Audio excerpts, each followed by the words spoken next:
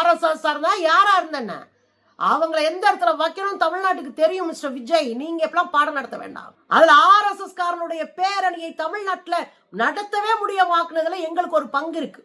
திமுக கூட்டணி மட்டும் இல்ல, எதிர்கட்சிகளை சேர்த்தே சொல்றேன்.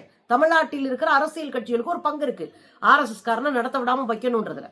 இன்னொரு பக்கம் இப்படியே வாங்களே, நம்ம மோடிஜி 2024 பரப்புரை பிரச்சாரத்தின் போது 20 கண்டிஷன்களை போட்டுத்தான் இந்த நாட்டினுடைய பிரதமரையே கண்டிஷன் போட்டு நாங்க பர்மிஷன் கொடுத்த தமிழ்நாடு இது. அதனால நீங்க இல்ல, பிரதமரா இருந்தாலும் கண்டிஷன் தான். கூட்டணி கட்சிகள் நாங்கள் நடத்துற மீட்டிங்லயும் கண்டிஷன் தான். அதே என்ன உங்களுக்கு மட்டும் கண்டிஷன் போடுறதாகவும் உங்களை மட்டும் மக்கள்கிட்ட இருந்து பிரிக்கிறதாகவும் ஒரு போலியான பிம்பத்தை நீங்கள் உருவாக்க பார்ப்பது எவ்வளவு அயோக்கியத்தனமா சில்லறை அரசியல். சரிங்களா? இன்னொன்னு சொல்றேன், இதே மோடி அவர்கள் ஒரு பேரணியை கோவையில் நடத்தணும்னு கேட்கிறாங்க. மோடி குரூப், மோடி வருவாரு, அந்த பேரணியில மோடி கலந்துக்குவாரு.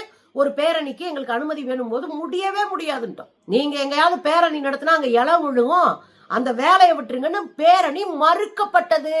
பிரதமர் மோடி அவர்களின் பேரணி மறுக்கப்பட்டது.